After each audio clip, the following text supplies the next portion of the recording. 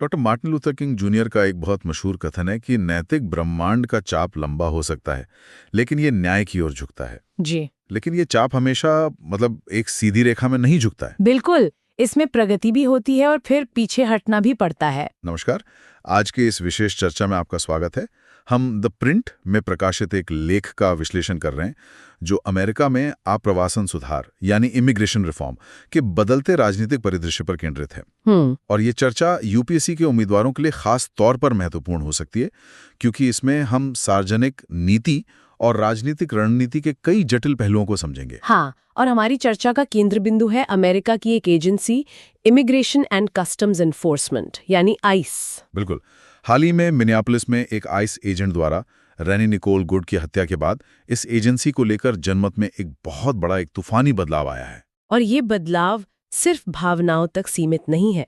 हाल के सर्वेक्षण दिखाते हैं कि अब ज्यादातर अमेरिकी ये मानने लगे हैं कि संघीय एजेंट शहरों को सुरक्षित नहीं बल्कि और ज्यादा खतरनाक बना रहे हैं। मतलब एक भरोसा टूटा है। हाँ, लगभग 60% लोग आप्रवासन कानूनों को लागू करने के तरीके से पूरी तरह असहमत हैं। ये बहुत बड़ा आंकड़ा है। और राजनीति में जनमत का इतना बड़ा बदलाव एक अवसर भी होता है और एक खतरा भी। रेनी निकोल गुड की हत्या के बाद डेमोक्रेट्स को लग रहा है कि ये एक बड़ा अवसर है, लेकिन क्या ये इतना सीधा है? यही तो मामला दिलचस्प हो जाता है। जनता के इतने गुस्से के बावजूद राष्ट्रपति ट्रंप ने पीछे हटने के बजाय मिनियापोलिस में और भी संघीय एजेंट भेज दिए। अच्छा, मतलब उन्होंने मुद्दे को शांत करने की कोशिश नहीं की? नहीं, बिल्कुल नहीं। ये राजनीतिक ध्रुवीकरण की एक क्लासिक रणनीति है। वो अपने समर्थकों को एक मजबूत संदेश दे रहे हैं। और दूसरी तरफ डेमोक्रेट्स हैं जिन्हें लगता है कि वे ट्रंप के इस प्रमुख नीतिगत मुद्दे पर बढ़त हासिल कर सकते हैं। खोती है। बिल्कुल। 2020 का नस्लीय न्याय आंदोलन इसका एक बहुत बड़ा उदाहरण है। और अभी के सर्वेक्षणों में एक और चेतावनी का संकेत है जो इसी से जुड़ा है। वो क्या है? YouGov के अनुसार 46% अमेरिकी अब आइस एजेंसी को पूरी तरह से खत्म करने का समर्थन करते हैं। 46%? ये तो लगभग आधा देश हो गया। जी, और इसी को देखते हुए मिशिगन के सांसद श्री थानेदार ने कांग्रेस में अबॉलिश आइस एक्ट भी पेश कर दिया है। तो आइस को खत्म करो का नारा अब सड़कों से निकलकर संसद तक पहुंच गया है। लेकिन ये डेमोक्रेट्स के लिए एक राजनीतिक जोखिम भी बन सकता है ना? हाँ, और यहाँ पर 2020 के डिफंड द पुलिस नारे के साथ एक बहुत सीधी समानता दिखाई देती है। अच्छा, वो कैसे? देखिए, जॉर्ज फ्लॉयड की हत्या के बाद डिफंड द पुलिस का नारा बहुत लोकप्रिय हुआ था। लेकिन जैसे ही अपराध दर बढ़ने लगी, जनता का समर्थन कम हो गया। लोगों को डर लगने लगा कि ये सार्वजनिक सुरक्षा के लिए खतरा है। सही कहा। और रिपब्लिकन ने इस नारे का इस्तेमाल सभी डेमोक्रेट्स को सार्वजनिक सुरक्षा पर कमजोर दिखाने के लिए किया। और इसका असर ये हुआ कि जो असल आपराधिक न्याय सुधारों की बात थी वो भी पीछे छूट गई। बिल्कुल। प्योर रिसर्च के अनुसार 72% अमेरिकियों का मानना है कि 2020 में नस्लीय असमानता पर इतना ध्यान दिए जाने के बाद भी अश्वेत लोगों की मदद करने वाले ठोस नीतिगत बदलाव नहीं हुए। तो इसका मतलब ये है कि जनता का गुस्सा आईसी के तरीकों के खिलाफ है, ना कि सीमा सुरक्षा या हिंसक अपराधियों के निर्वासन के विचार के खिलाफ। आपने एकदम सही समझा। एक रणनीतिकार हैं माइक मैड्रिड। वो कहते हैं, सिर्फ इसलिए कि लोग नहीं चाहते कि अमेरिकी नागरिकों को पकड़ा जाए और महिलाओं को गोली मारी जाए, इसका मतलब ये नहीं है कि वे खुली सीमाएं चाहते हैं। ये बहुत ही बारीक लेकिन महत्वपूर्ण अंतर है। हाँ, और रॉयटर्स का एक नया पोल भी इसी ओर इशारा करता है। आप्रवासन पर ट्रंप की अप्रूवल रेटिंग 40% के रिकॉर्ड निचले स्तर पर है, जो दिखाता है कि लोग उनकी नीतियों से खुश नहीं हैं। पर दिलचस्प बात यह है कि ये जो बाइडेन की रेटिंग से फिर भी ज्यादा थी। तो जनता किसी भी तरफ के चरमपंथ से खुश नहीं है। तो अगर खत्म करो का नारा जोखिम भरा है, तो फिर डेमोक्रेट्स के पास क्या विकल्प है? यहीं पर लेख एक बहुत ही व्यवहारिक रास्ते की तरफ इशारा करता है।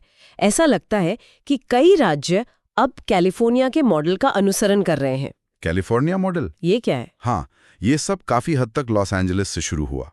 जब ट्रंप प्रशासन ने बहुत आक्रामक छापे मारे, तो कैलिफोर्निया ने संघीय एजेंटों पर लगाम कसने के लिए कई बिल पारित किए। अच्छा, किस तरह के बिल? जैसे उन्होंने एक कानून बनाया जो आइस एजेंटों के मास्क पहनने पर प्रतिबंध लगाता है। तर्क ये था कि एजेंट अपनी पहचान छुपाकर जवाबदेही से बच नहीं सकते। ये तो काफी सीधा और प्रभावी कदम लगता है। बिल्कुल। एक और बिल ने उन्हें बिना वारंट के स्कूलों और अस्पतालों जैसे संवेदनशील स्थानों में प्रवेश करने से रोक दिया। लेकिन एक सवाल है, इमिग्रेशन तो एक संघीय मामला है, तो क्या ये राज्य स्तरीय कानून असल में काम कर सकते हैं? ये बहुत जायज सवाल है। कानूनी तौर पर संघीय कानून हमेशा ऊपर होता है, लेकिन इन कानूनों का असर व्यावहारिक है। ये एजेंट्स के लिए राज्य में काम करना मुश्किल बना देते हैं और मामले को जनता की नजरों में बनाए रखते हैं। और शायद दूसरे राज्यों को भी एक रास्ता दिखाते हैं। बिल्कुल। अब यही मॉडल न्यूयॉर्क, टेनेसी और इलिनॉइस जैसे राज्यों में भी अपनाया जा रहा है। मतलब ये एक तरह की एक लहर बन रही है। कह सकते हैं, कहीं एजेंट्स के मास्क पर प्रतिबंध लगाने का बिल है, तो कहीं उनकी गतिविधियों पर नजर रखने के लिए डैशबोर्ड बनाने का। कुछ राज्य तो निवासियों को उन एजेंट्स पर मुकदमा करने का अधिकार देने पर भी विचार कर रहे हैं जो उनके संवैधानिक अधिकारों का उल्लंघन करते हैं। तो ये एक बहुस्तरीय रणनीति है, लेकिन संघीय स्तर पर क्या हो रहा है? संघीय स्तर पर भी चर्चा चल रही है। एक विकल्प है कि होमलैंड सिक्योरिटी विभाग की फंडिंग ही रोक दी जाए, लेकिन वो राजनीतिक रूप से बहुत जोखिम भरा है। तो फिर दूसरा ज्यादा व्यावहारिक विकल्प क्या है? दूसरा विकल्प है सुधार पर जोर देना। ट्रंप प्रशासन पर दबाव डालना कि सभी एजेंटों के लिए बॉडी कैमरा पहनना अनिवार्य किया जाए, मास्क हटाए जाए और बेहतर ट्रेनिंग दी जाए। मतलब एजेंसी को खत्म नहीं करना, बल्कि उसे ज्यादा जवाबदेह बनाना। बिल्कुल। तो कुल मिलाकर संदेश ये है कि जनता का गुस्सा वास्तविक है, लेकिन राजनीतिक रणनीति बहुत सावधानी से बनानी होगी। एक गलत नारा पूरी लड़ाई को पटरी से उतार सकता है। सही। Centrist think tank third way ने एक पेपर जारी किया है जिसमें डेमोक्रेट्स को सुधार पर ध्यान केंद्रित करने के लिए प्रोत्साहित किया गया है। और उनका तर्क क्या है? उनका तर्क सीधा है। वो कहते हैं कि आइस को खत्म करने की हर अपील सुधार के एक स्पष्ट अवसर को बर्बाद करने का जोखिम उठाती है। और रिपब्लिकन को वही लड़ाई देती है जो वे चाहते हैं। बिल्कुल। वो चाहते हैं कि बहस खुली सीमाएं बनाम सीमा सुरक्षा पर हो, लेकिन अगर बहस जवाबदेह बनाम गैर जवाबदेह कानून प्रवर्तन पर हो तो वे कमजोर पड़ जाते हैं। ये एक बहुत ही महत्वपूर्ण रणनीतिक इंसाइट है।